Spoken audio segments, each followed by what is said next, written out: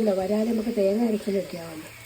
അത് വരാൽ തേങ്ങ അരച്ച് വയ്ക്കാൻ വേണ്ടിയിട്ട് വേണ്ട നമ്മൾ തേങ്ങയും മല്ലിപ്പൊടിയും മഞ്ഞൾപ്പൊടിയും മുളക് പൊടിയും അഞ്ചാറ് കുരുമുളകും എല്ലാം കൂടെ അരച്ച് മാങ്ങയിട്ട് ഉപ്പും ഒക്കെ ചേർത്ത് കറി തിളച്ച് നല്ല രീതിയിൽ തിളച്ച് കഴിയുമ്പോൾ കുറച്ച് ഉലുവാപ്പൊടി കൂടെ അങ്ങോട്ട് ചേർത്ത് കൊടുത്തതിന് ശേഷം നമ്മുടെ മീൻ അങ്ങോട്ട് ചേർത്ത് കൊടുക്കുക.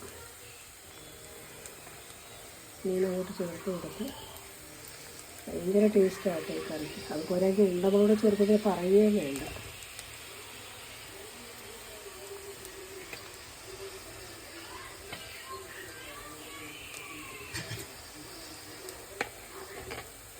നല്ല രീതിയിൽ തിളച്ച് കഴിയുമ്പോൾ തീ കുറയ്ക്കാം.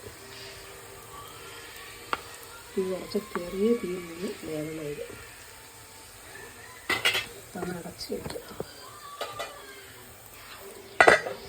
തേങ്ങാക്കറി സൂപ്പറായി എല്ലാം റെഡി ആയിട്ടുണ്ട്.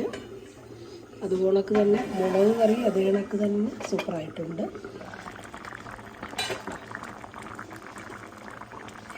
രണ്ടും ഒക്കെ ആയിട്ടുണ്ട്. അപ്പോൾ ഒരു ഇതാക്കി വെച്ചിട്ട് ചട്ടിയിലങ്ങോട്ട് വലിയ ചട്ടി എടുക്കേണ്ടതായിരുന്നു.